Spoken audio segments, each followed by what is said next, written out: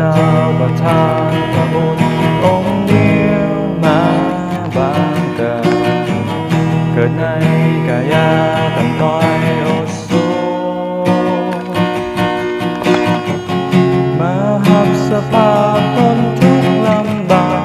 เรือทองเหตุใดลงมา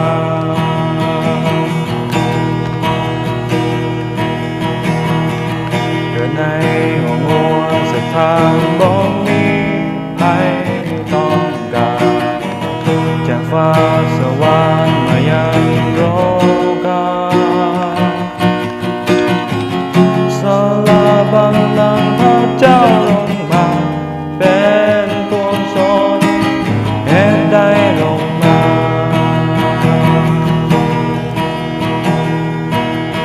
พอรักพระองค์จึงเสด็จมาบังเกิดเพื่อไทยความมาทุกคนประทานพระคุณให้แก่เฮาบ่มีเงื่อนไข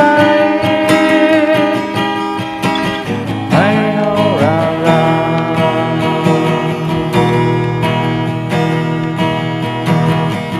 ในคริสต์มาสนี้จึงมีพระผู้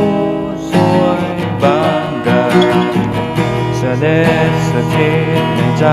ของท่านหากเขาเปิดใจต้อนรับพระองค์ไว้ในใจประทับในใจ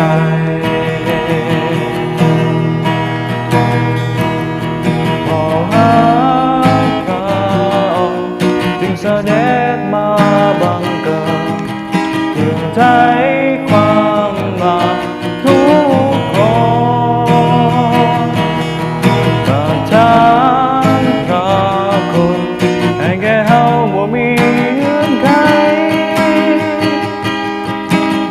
ให้เฮาละลา